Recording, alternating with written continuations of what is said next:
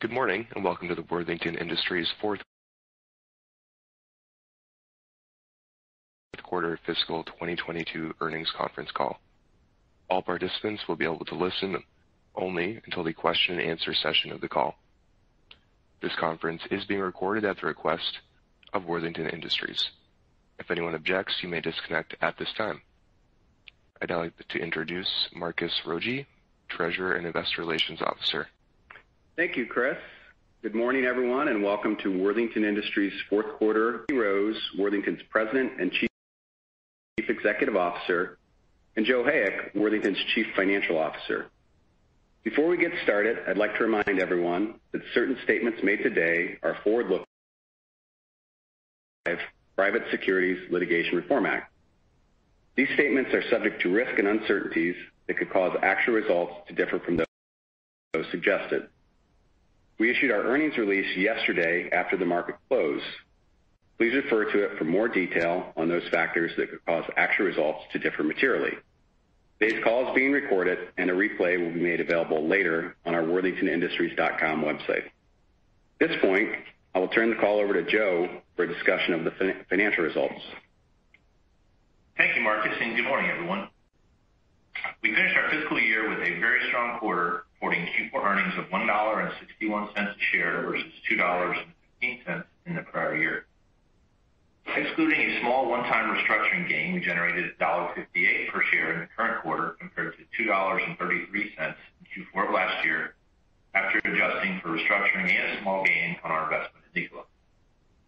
In Q4, we had inventory holding losses estimated to be $42 million or 64 cents per share compared to inventory holding gains of $51 million or 71 cents per share in the prior year. An unfavorable swing, $93 million, which is $1.35 per share. Consolidated net sales in the quarter of $1.5 billion were up significantly compared to $978 million in Q4 of last year. The increase in sales is primarily due to higher steel prices, the inclusion of our most recent acquisitions, and higher average selling prices in both consumer and building products. Gross profit for the quarter decreased to $168 million from $226 million in the prior year. Gross margin was 11% versus 23%, primarily due to the swing from inventory holding gains to losses, which were partially offset by margin increases in both consumer and building products. Adjusted EBITDA in Q4 was $139 million, down from $186 million in Q4 of last year, and our adjusted 2022 was a record $615 million. Now spend a few minutes on each of the businesses. In steel processing, net sales of $1.1 billion were up 71% from $655 million in Q4 last year, primarily due to higher average selling prices and the inclusion of both Temple Steel and Shiloh's BlankLight business in our results. Total ship tons were down 5% compared to last year's fourth quarter, despite those recent acquisitions, which contributed 97,000 tons during the quarter. Excluding the impact of the acquisitions, total ship tons were down 14% year over year, driven primarily by lower tolling volumes with the mills. Direct tons in Q4 were actually up slightly year over year, excluding acquisitions and the facility we closed in Decatur, Alabama, and were 56% of the mix compared to 48% in the prior year quarter. With the exception of the lower tolling volumes in our JV, we saw year-over-year increases in key end markets, including automotive, construction, and agriculture. Increase from the prior year quarter, it remains below seasonal norms and it continues to be difficult to predict when this dynamic will improve. Overall, demand across our end markets is steady, and our teams are doing as they manage through volatile steel pricing markets and challenging supply chains.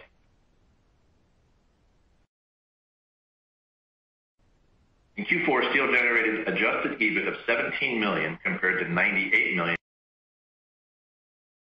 to be $42 million in this quarter compared to gains of $51 million last year. An unfavorable swing of $93 million. Volatile and were rising at the beginning of the quarter, but then resumed falling later in the quarter. Based on current steel pricing, we do believe that we will see modest inventory holding gains in Q1.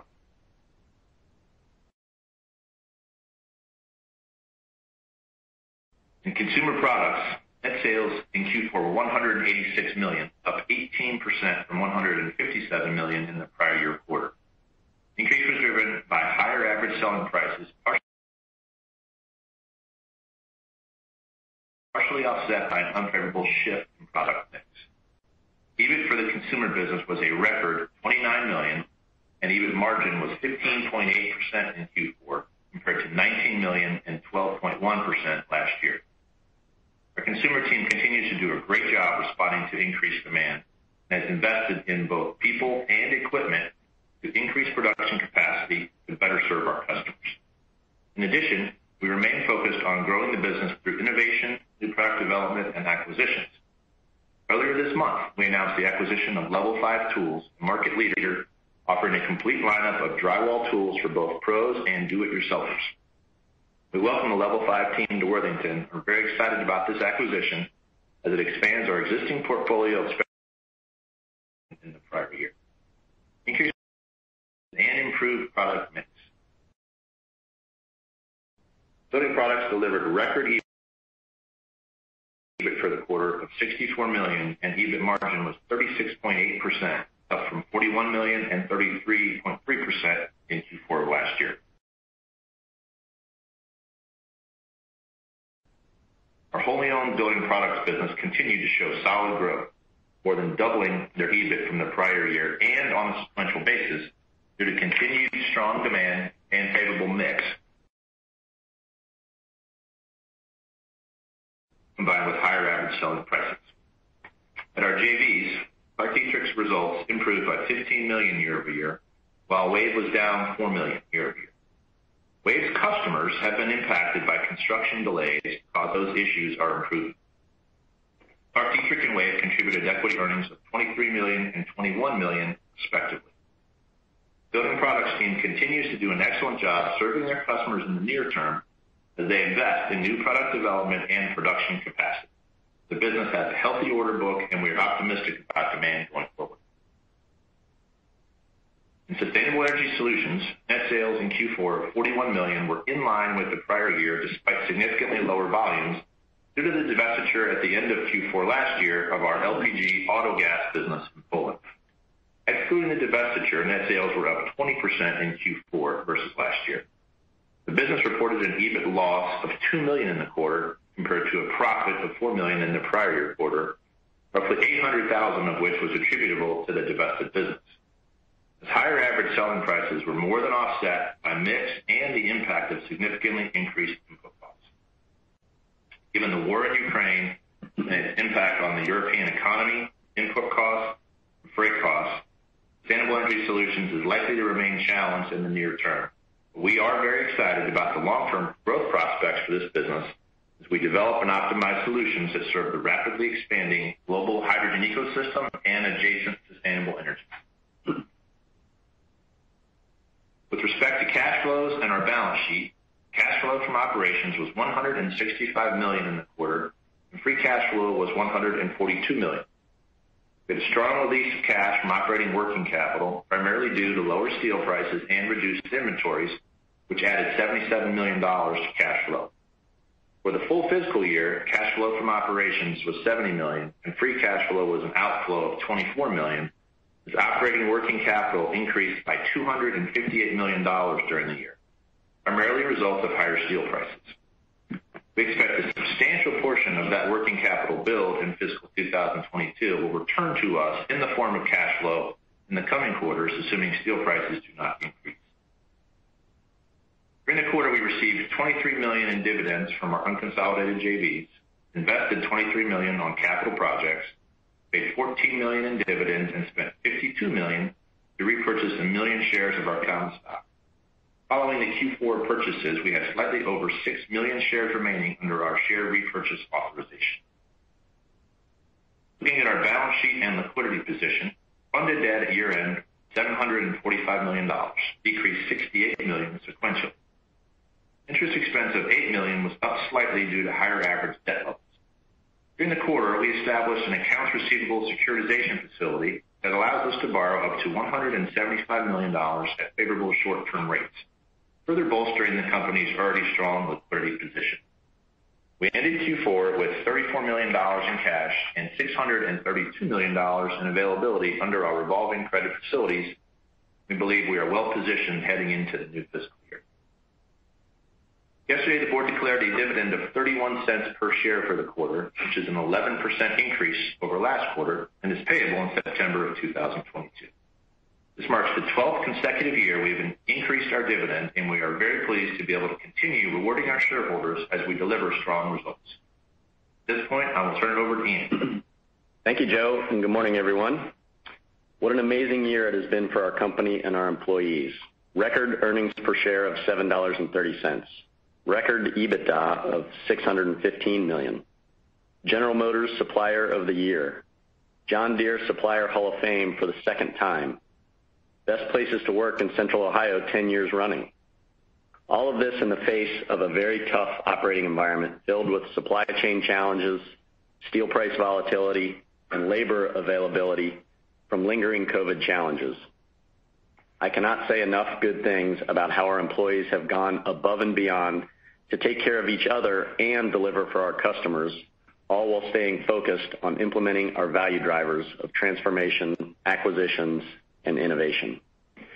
We added several new companies to our mix in fiscal 22 with the acquisitions of Shiloh's Blanklight business and Temple Steel. With these, we have successfully positioned our steel processing segment to capitalize on the rapid growth expected from electric vehicles and the build-out of the electrical grid. We can now offer our broad customer base a full complement of laser welding, lightweighting applications, and electrical steel laminations for electric vehicle motors and transformers. It is not often that you see products in the steel market that are expected to grow at double-digit rates for the foreseeable future. Business introduced a number of new products this past year and added the innovative drywall tool brand Level 5 to its growing portfolio of tools. Today, we have 10 unique brands in the tools, outdoor living, and celebration categories, and our pipeline of innovative new products continues to expand. In building products, we are benefiting from our focus on providing solutions that save time and labor for the new construction and renovation markets.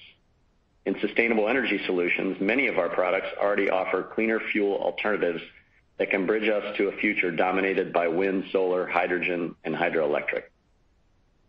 Overall, we are making strategic investments in propane, hydrogen, electric, and related areas to increase our exposure to markets where our products will play key roles in the energy transition.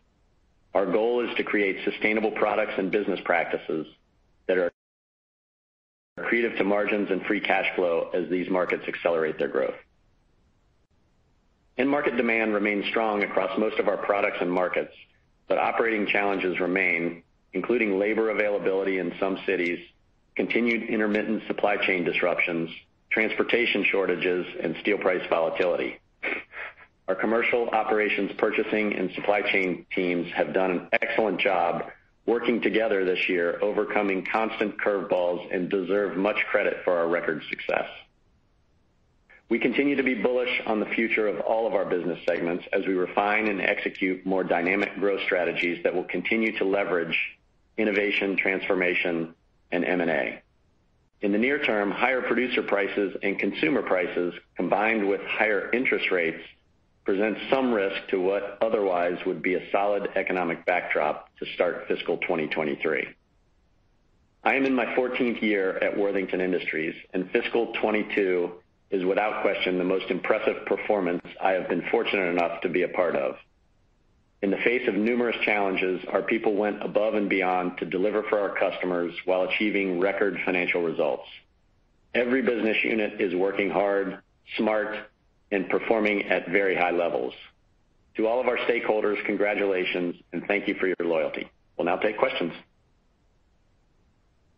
And at this time, if you would like to ask a question, please press star, then 1 on your telephone keypad. And we'll pause for just a moment to compile the Q&A roster. Our first question today is from Martin Englert with Seaport Research Partners. Your line is open.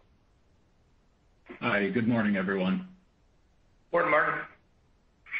So across the cylinder segments, ASPs improved sequentially, and higher pricing was called out in the prepared remarks as well as the release. To the extent that this was pricing versus mix, can you discuss the typical duration that you price the products? I guess, how often does it typically change here? Yeah. So Martin, it's not, cylinders anymore. Obviously, it's building products and consumer products. But in both of those businesses, we mentioned during Q2 and Q3 conversations that the ability and the pricing contracts in those things sometimes lag, when you see inflation. And so we were able to, in late Q2 in a couple cases, but largely in Q3, we were able to kind of catch up, if you will, to where our costs were and finally be able to reset some of those contracts. And so in building products, a lot of those are kind of renew and go forward on a more short-term basis, but some of them are also annual. But again, we don't really think about it as higher pricing carrying the day. We honestly think about it as, the products that we have, which we were able to price more appropriately given our input costs after we got into kind of calendar 2023. But Andy mentioned it. These are products that save people time, right? Our foam and adhesive products, when you're putting up a roof or putting down a floor, rather than nailing things into the ground or into different studs, you save a ton of time. And our smart lid technology and building products really saves time for propane distributors and everything else. And so in this market where labor is at a premium, both in availability and in cost, we really think about it as the ROI for those products becomes even more visible for our customers and then the end user customers, and that's driving a lot of what we're seeing. Thank you for that. That's helpful. Within steel processing, holding losses were $42 million for the quarter. I guess, you alluded to, I think, a modest positive gain near term. I guess, how would you define modest? Significantly less than the losses we had this quarter. Well, I guess I interpreted it as you would expect to gain on the current quarter. Did I misinterpret that? No, sorry. Yes. The size of the gain in this quarter will be, a lower number, obviously, than the size of the loss. But yeah, you're right. It'll be a modest gain for the quarter. And that's really all the visibility we typically have. At the same time, the bias for steel pricing generally has returned, to being that curve sloping downward, as you know. Okay. And I guess pulling out the inventory holding gains and losses and looking at steel processing EBITDA per ton, I think was about $73 in the current quarter, which was comparable to first quarter, I believe, ex gains and losses. But it's elevated. I guess I kind of think of the through cycle of around $50 a ton. I know your mix changed a bit with direct versus tolling, but I'm curious that, $73 per ton underlying, is that something that sustains near term, or was this just a near term, mix or pricing or something that dissipates?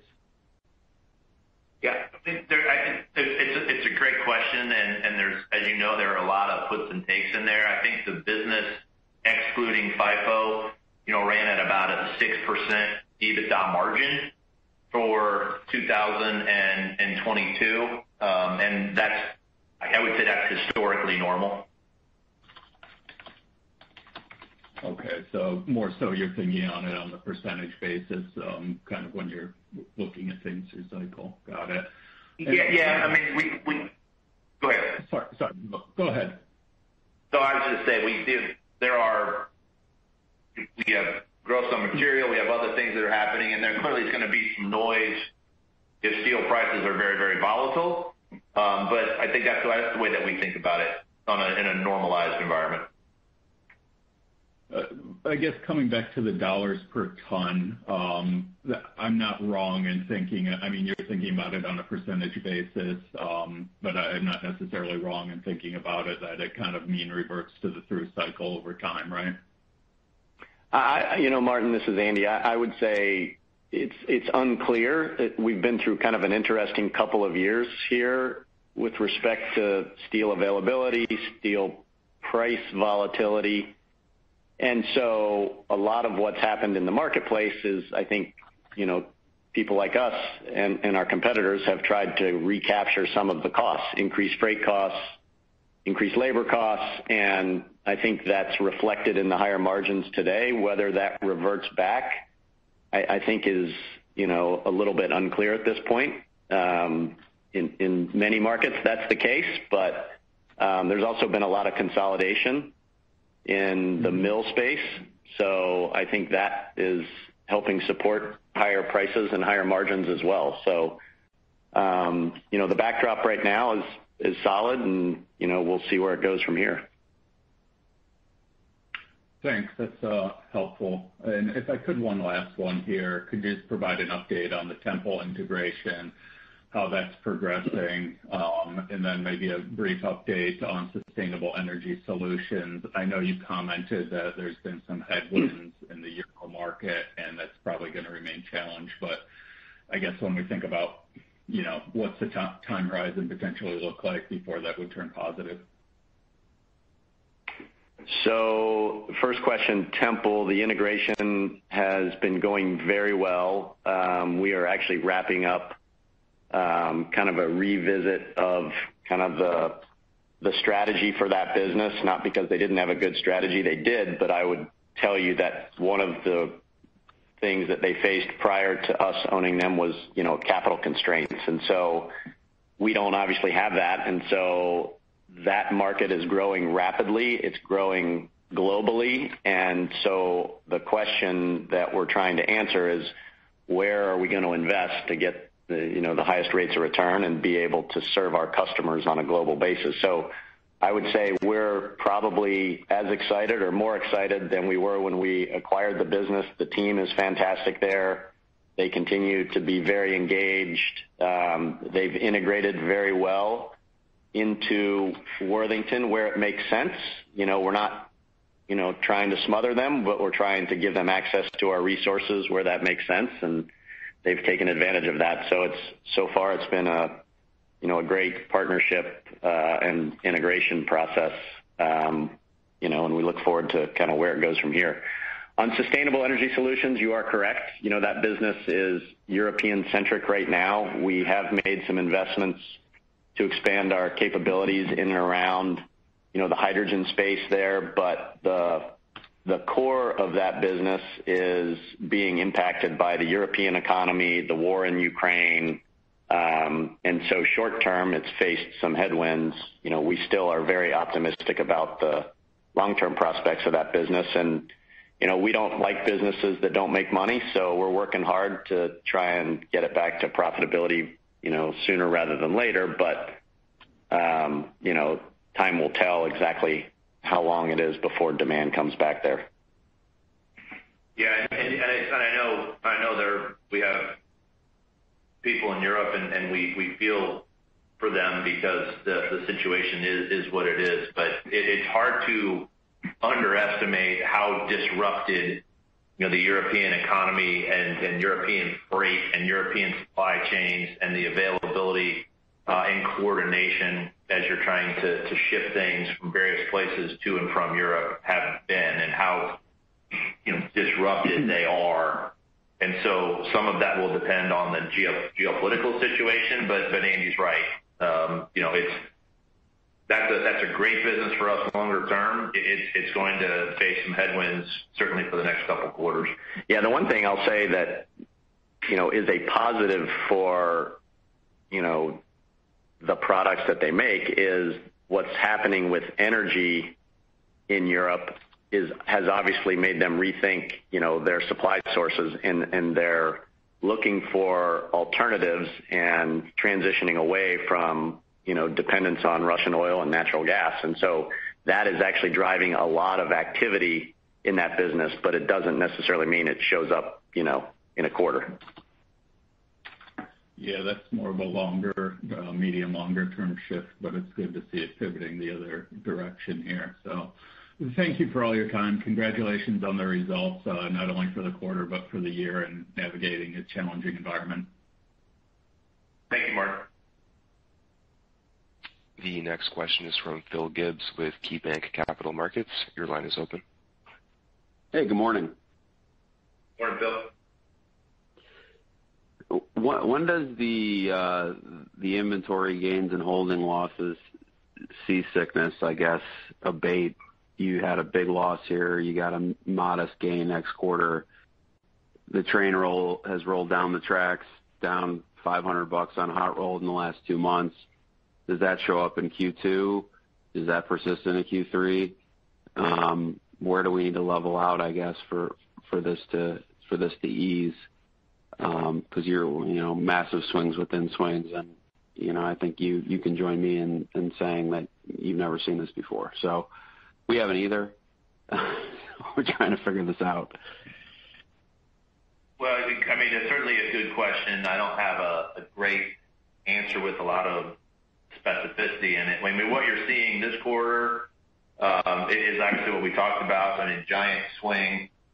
The gains next quarter are more kind of an echo, right, from when steel prices post Russia's invasion of Ukraine bounced back up to $1,500.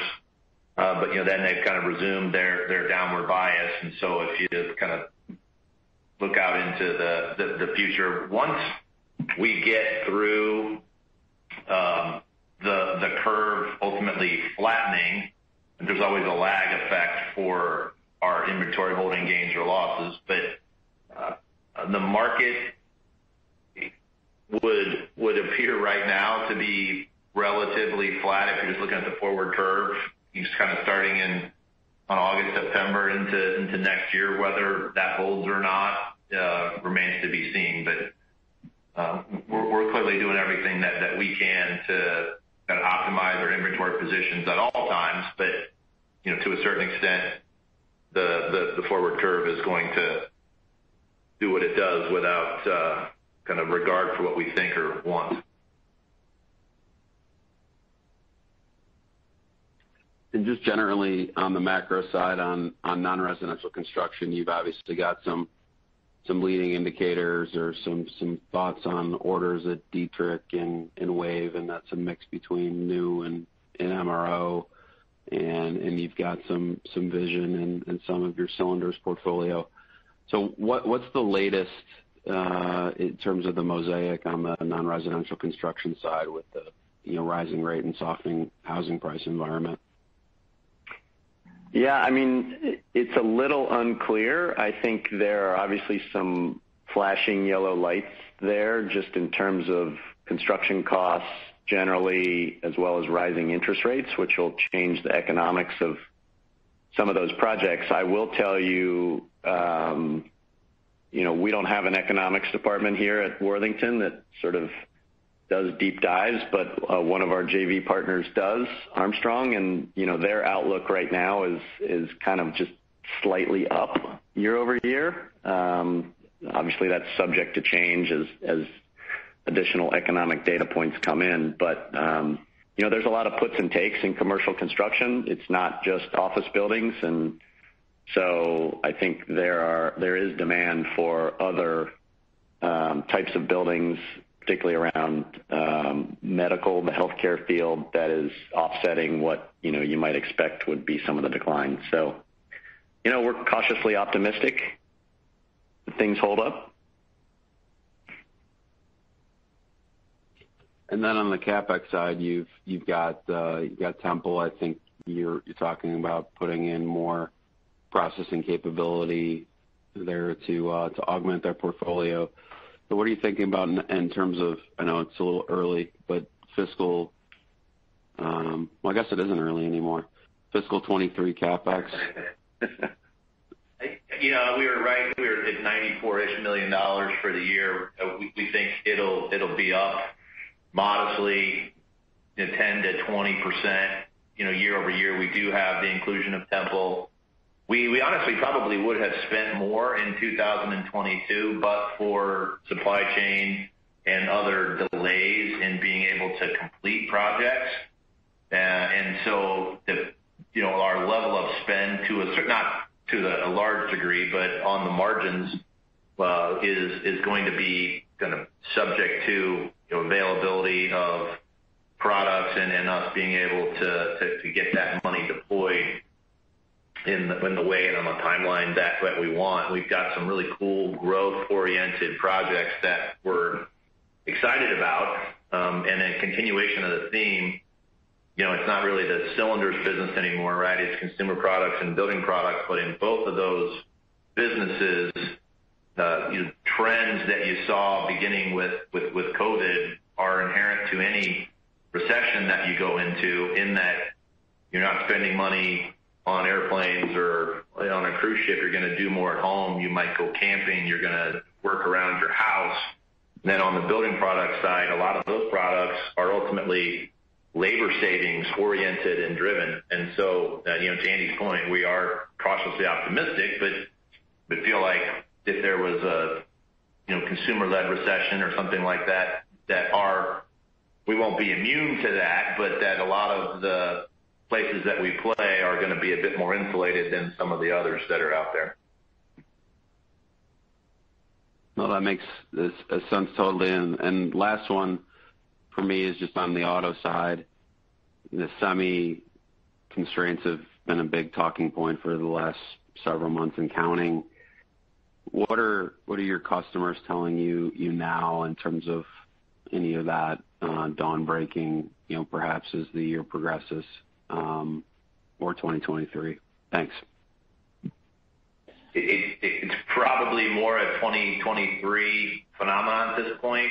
You look at inventory on dealer lots, days, all of those metrics are at historic lows, and you can still drive past a car dealership and the parking lot's fairly empty. And so things are steady, but things have not begun to hockey stick back. When all of this happens, depending on the economic environment, they'll clearly have some catch up to kind of fill those channels, but it's very difficult to predict when that will start and how rapid it will be. Thank you. Sure. The next question is from John Tumazos with John Tumazos Very Independent Research. Your line is open. Could you tell us a little bit about the drywall tools acquisition, the EBITDA multiple you paid, the synergies it might have? Presumably this goes in the construction segment. So sure, John. The level 5 actually goes into construction segment, but it's embedded in our consumer products business. Very excited about that business, grown from the ground up by the founder CEO. Real reputation for innovation, for cutting edge improvements in tools. I don't know how much you know about the drywall business, but there are varying types and steps you go through in drywall, and it requires, for optimal production and productivity, different types of flex points, different angles, and different types of tools. Those guys really cracked the code, have been able to take share everywhere they've gone. We paid, a little north of 10 times on the EBITDA side. We are 100% excited about it because of the breadth of our consumer offerings into big box retailers and into the stores where they are. They also sell a bunch direct to consumer, so there's going to be learning both ways for us.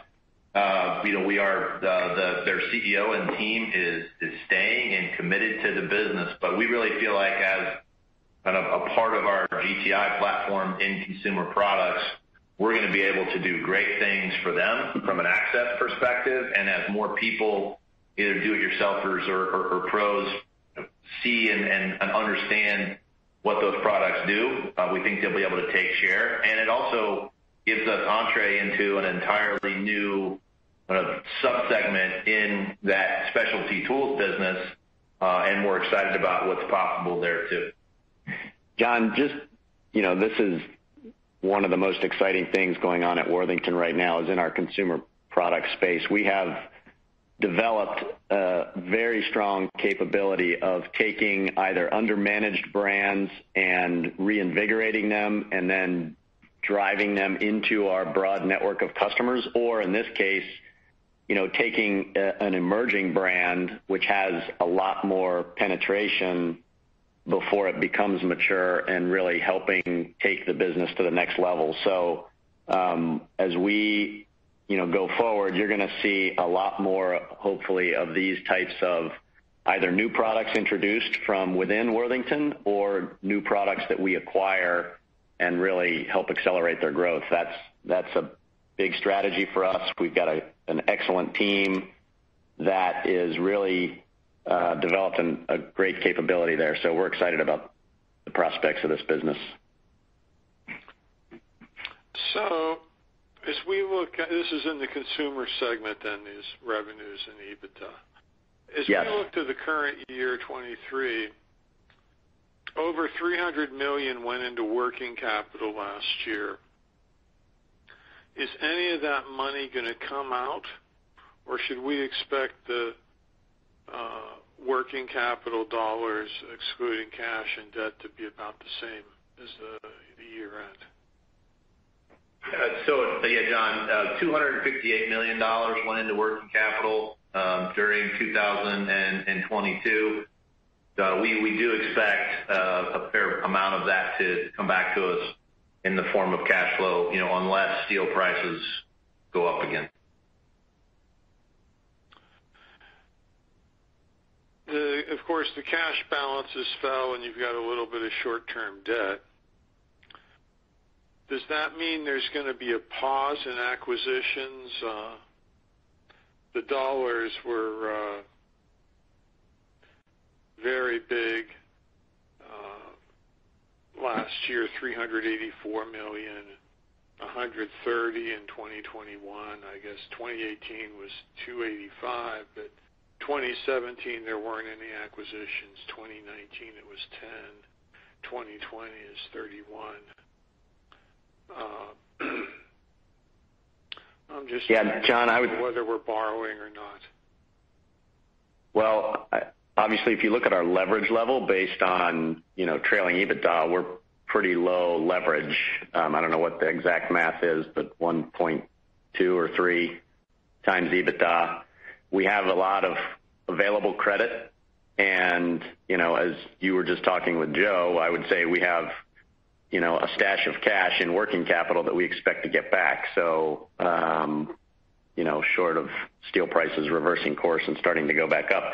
The other thing I would tell you is I'm not rooting for a recession by any means, but when you see slowdowns in certain markets, you've already seen obviously a big blow up in terms of a lot of the new economy stocks, but you're starting to see valuations come down, I think, in other markets too, and that's when we start to lick our chops a little bit and get excited about potentially being even more active. I mean, you got to find the right companies, you got to strike the right balance of price, and you need a willing seller. So, but I think for us, we're continuing to be active and look. The last couple of years it's been tough because valuations got really high for even basic companies, and not only were valuations high, but particularly in some of the markets that we're in, these companies had tripled earnings over 3 years. So when you combine high multiples with earnings that have tripled over 3 years, you get pretty nervous in a hurry. So some of that's reversing course, and hopefully there'll be more good businesses out there for us to buy it at reasonable prices. But we paid 10 times for level 5, so we're not afraid to start paying up for really good businesses. So in 2 years, you've spent about $570 million in acquisitions.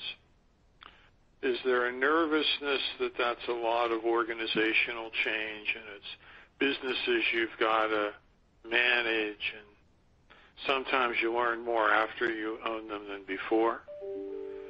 So is there a little bit of caution given how much you've spent, how quickly?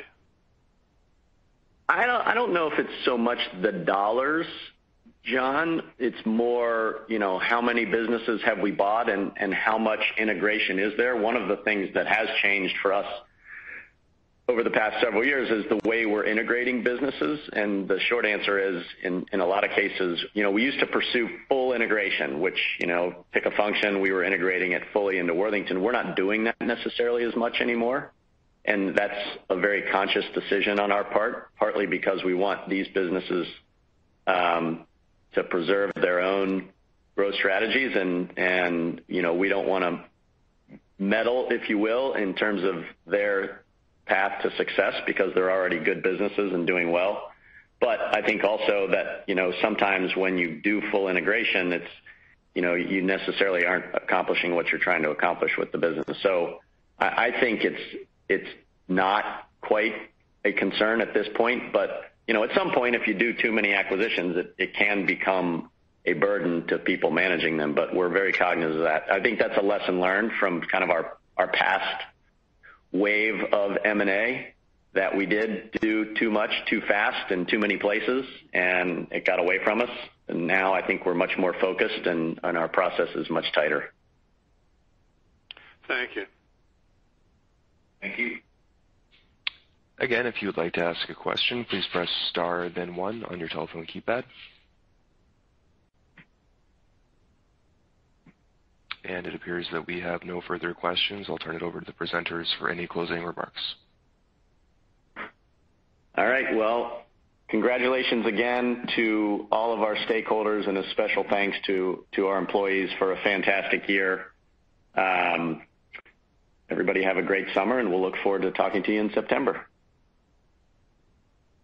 Ladies and gentlemen, this concludes today's conference call. Thank you for participating. You may now disconnect.